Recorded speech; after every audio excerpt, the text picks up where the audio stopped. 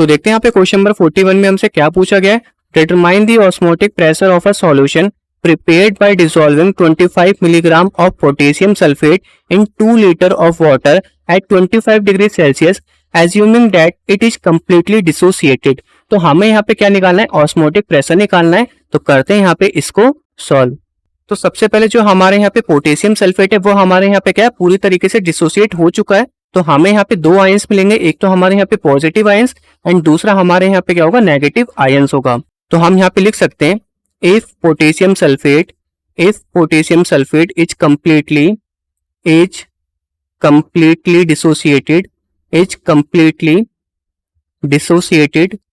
dissociated तो यहाँ पे क्या होंगे, दो आयंस निकलेंगे। पोटेशियम सल्फेट हमने यहाँ पे पूरी तरीके से क्या कर लिया, डिसोसिएट कर लिया।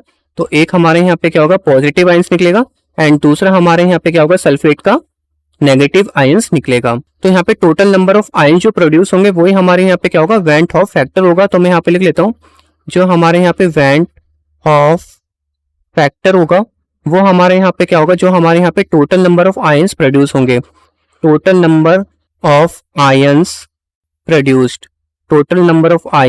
प्रोड्यूस्ड, वेंट हॉफ फैक्टर को हम यहाँ पे आई से नोट करते हैं एंड जो हमारे यहाँ पे total number of ions produce होंगे वो हमारे यहाँ पे कितने होंगे, 2 + 1 होंगे। तो टोटल हमारे यहाँ पे कितना हो जाएगा, 3 हो जाएगा। तो जो हमारे यहाँ पे वेंट हॉफ फैक्टर है वो हमारे यहाँ पे कितना निकल के आ गया, 3 निकल के आ गया। अब हमें यहाँ पे ऑस्मोटिक प्रेशर का फॉर्मूला यूज करना है। तो हम यहाँ पे लिख लेंगे ऑस्मोटिक प्रेशर जिसको हम यहाँ पे क्या करते हैं, पाई से नोट करते हैं। इसका फॉर्मूला हमारे यहाँ पे क्या होता है, वेंट हॉफ फैक्टर मल्टीप्लाई हमारे यहाँ पे क्या हो जाएगा, CRT हो जाएगा। C हमारे यहाँ पे क्या है, मोलर कंसेंट्रेशन, R हमारे यहाँ पे आइडियल गैस कांस्टेंट, T हमारे यहाँ पे क्या होता है, टेम्परेचर होता है, C हमारे यहाँ पे क्या होता है, मोलर कंसेंट्रेशन होता है। मैं यहाँ पे लिख लेता हूँ, ये हमारे यहाँ पे क्या होता है, मोलर कंसेंट्रेशन होता है एंड इसका फॉर्मूला हमारे यहाँ पे क्या होता है, moles of solute divided by यहाँ पे क्या होगा, volume of solution in litre. और जो हमारे यहाँ पे मोल्स का फॉर्मूला होता है वो हमारे यहाँ पे क्या होता है, मास अपॉन मोलर मास होता है। तो ये हमारे यहाँ पे क्या हो जाएगा, mass of solute divided by यहाँ पे क्या हो जाएगा, molar mass of solute divided by यहाँ पे क्या हो जाएगा, volume of solution in litre, जिसको हम यहाँ पे V से डिनोट करेंगे। और जो यहाँ पे आइडियल गैस कांस्टेंट की वैल्यू होगी वो हमारे यहाँ पे क्या होगी, 0.082 और इसकी यूनिट यहाँ पे क्या हो जाएगी, लीटर ATM पर यहाँ पे हो जाएगा केल्विन पर मोल। और टेम्परेचर हमें यहाँ पे कितना गिवन है, 25 डिग्री सेल्सियस गिवन है। इसको हम किस में चेंज कर लेंगे, केल्विन में चेंज कर लेंगे। तो ये हमारे यहाँ पे कितना हो जाएगा, 273 प्लस हमारे यहाँ पे हो जाएगा 25, तो ये हमारे यहाँ पे निकल के आ जाएगा 298 केल्विन। अब सिंपल हमें यहाँ पे क्या करना है, वैल्यू पुट करनी है। आई की वैल्यू हमारे यहाँ पे कितनी है, 3 है। सी की वैल्यू हमारे यहाँ पे क्या हो जाएगी, मास ऑफ सॉल्यूट, जो कि हमें यहाँ पे कितना गिवन है, 25 मिलीग्राम गिवन है। क्या गिवन है, 25 मिलीग्राम। और मिलीग्राम को हमें यहाँ पे ग्राम में कन्वर्ट करने के लिए किससे डिवाइड करना होता है, 1/1000 से डिवाइड करना होता है। एंड 1000 को हम यहाँ पे क्या लिख सकते हैं, 10 की पावर 3 लिख सकते हैं। एंड ये हमारे यहाँ पे ऊपर जाएगा तो क्या हो जाएगा, 10 की पावर -3 हो जाएगा। तो हमें यहाँ पे 10 की पावर -3 से मल्टीप्लाई करना पड़ेगा। प्लस हमारे यहाँ पे आइडियल गैस कांस्टेंट है जिसकी वैल्यू हमारे यहाँ पे कितनी होती है, 0.082 लीटर एटमॉस्फेरिक प्रेशर पर केल्विन पर मोल होती है। मल्टीप्लाई हमारे यहाँ पे क्या है, टेम्परेचर है, जो कि हमारे यहाँ पे कितना है, 298 केल्विन है। तो केल्विन से हमारे यहाँ पे क्या हो जाएगा, केल्विन कट जाएगा, ये आपको यहाँ पे ध्यान में रखना पड़ेगा। डिवाइडेड बाय ये हमारे यहाँ पे क्या था, molar mass of solute divided by यहाँ पे क्या है, वॉल्यूम है। तो मोलर मास हमें यहाँ पे किसका निकालना पड़ेगा, पोटेशियम सल्फेट का निकालना पड़ेगा। तो वो मैं यहाँ पे निकाल लेता हूँ। पोटेशियम सल्फेट का फॉर्मूला हमारे यहाँ पे क्या होता है, K2SO4 होता है एंड पोटेशियम का मास हमारे यहाँ पे कितना होता है, 39 होता है। एंड यहाँ पे 2 पोटेशियम है तो ये हमारे यहाँ पे कितना हो जाएगा, 2 × 39 प्लस सल्फर का जो मास होता है वो हमारे यहाँ पे कितना होता है, 32 होता है। एंड ऑक्सीजन का मास हमारे यहाँ पे क्या होता है, 16 होता है। एंड 4 ऑक्सीजन दे रखे तो 4 से मल्टीप्लाई करना पड़ेगा। तो ये हमारे यहाँ पे कितना निकल के आ जाएगा, 78 प्लस यहाँ पे हो जाएगा 32 प्लस हमारे यहाँ पे कितना हो जाएगा, 64 हो जाएगा। 78 प्लस 32 हमारे यहाँ पे 110 होता है। इसमें हम 64 को ऐड करेंगे तो कितना हो जाएगा, 174 ग्राम पर मोल हो जाएगा। तो मैं यहाँ पे लिख लूंगा, ये हमारे यहाँ पे कितना हो जाएगा, 174 ग्राम पर मोल आ जाएगा।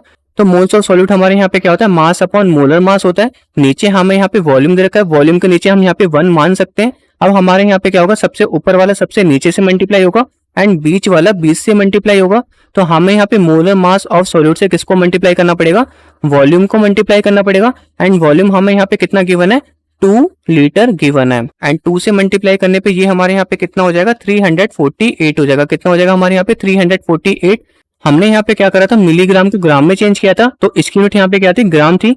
ग्राम से ग्राम कट जाएगा, मोल से हमारे यहाँ पे क्या हो जाएगा, मोल कट जाएगा, लीटर से हमारे यहाँ पे लीटर कट जाएगा। 25 को 3 से मल्टीप्लाई करेंगे 75 आएगा। 75 को हम यहाँ पे 82 से मल्टीप्लाई कर लेते हैं। 75 को हमें यहाँ पे 82 से मल्टीप्लाई करना है। 5 टू 10 का 0, 1 कैरी चला गया। 7 टू 14 एंड यहाँ पे आ जाएगा 15। फिर हमें यहाँ पे 8 से मल्टीप्लाई करना है। 8 5 40 का 0, 4 कैरी चला गया। 8 7 56 एंड यहाँ पे आ जाएगा 60।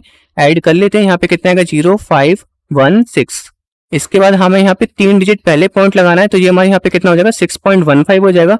एंड 6.15 को हमें यहाँ पे किससे मल्टीप्लाई करना है, 298 से, तो वो भी हम यहाँ पे कर लेते हैं। 6.15 को हमें यहाँ पे 298 से मल्टीप्लाई करना है।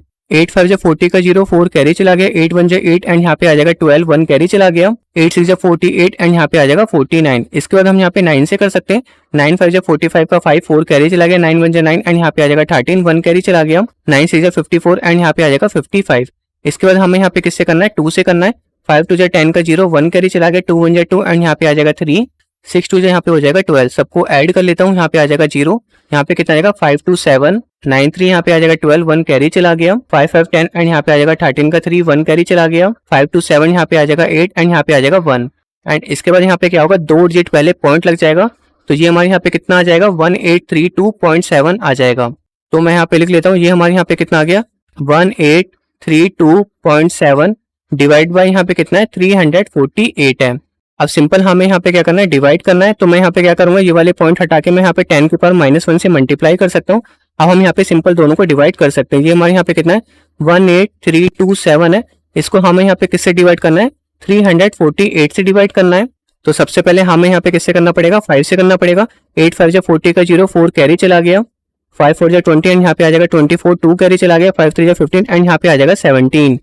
सब्ट्रैक्ट कर लेते हैं, यहाँ पे कितना आ जाएगा 2, 13 में से 4 गए 9 एंड यहाँ पे हमारा कुछ भी नहीं बचेगा। अब हम यहाँ पे क्या करेंगे, ऊपर से नीचे 7 उतार लेंगे। इसके बाद हमें यहाँ पे किससे करना पड़ेगा, 2 से करना पड़ेगा। 8 2 16 का 6, 1 कैरी चला गया। 4 2 8 एंड यहाँ पे आ जाएगा 9 एंड 3 2 यहाँ पे कितना हो जाएगा 6 हो जाएगा। सब्ट्रैक्ट कर लेते हैं, 7 में से 6 का यहाँ पे बचेगा 1, 12 में से 9 का यहाँ पे बचेगा 3, 8 में से 6 का यहाँ पे बचेगा 2। पॉइंट लगा के अब हम यहाँ पे 0 लिख सकते हैं। इसके बाद हमें यहाँ पे किससे करना पड़ेगा, 6 से करना पड़ेगा। 8 6 48 का 8, 4 कैरी चला गया। 6 4 24 एंड यहाँ पे आ जाएगा 28, 2 कैरी चला गया। 6 3 18 एंड यहाँ पे आ जाएगा 20। सब्ट्रैक्ट कर लेते हैं, 10 में से 8 गए 2, 10 में से 8 गए 2 एंड यहाँ पे बचेगा 2। तो इसको आप यहाँ पे अप्रोक्स में कितना लिख सकते हैं, 52.7 लिख सकते हैं। इससे पहले जो हमें यहाँ पे पावर दे रखी थी, ये हमारे यहाँ पे क्या थी 10 की पावर -3 थी। ये भी हम यहाँ पे नोट डाउन कर लेंगे। तो ये हमारे यहाँ पे कितना निकल के आ गया 52.7 मल्टीप्लाई यहाँ पे क्या हो जाएगा 10 की पावर -4 हो जाएगा। एंड यूनिट में हमारे यहाँ पे क्या बचा था, एटमॉस्फेरिक प्रेशर बचा था। तो हम यहाँ पे सिंपल ATM लिख देंगे और आप चाहे तो यहाँ पे इसको लिख सकते हो 5.27। तो हमने यहाँ पे क्या करा, एक पॉइंट पीछे ले गए, तो हमें यहाँ पे 10 से मल्टीप्लाई कर देना है। तो 10 से मल्टीप्लाई करेंगे तो इसकी एक पावर क्या हो जाएगी, कम हो जाएगी। तो ये हमारे यहाँ पे कितना हो जाएगा 10 की पावर -3 एटमॉस्फेरिक प्रेशर आ जाएगा। तो ये हमारे यहाँ पे कितना निकल के आ गया 5.27 मल्टीप्लाई 10 की पावर -3 ATM निकल के आ गया। एंड ये हमारे यहाँ पे क्या है, ऑस्मोटिक प्रेशर है।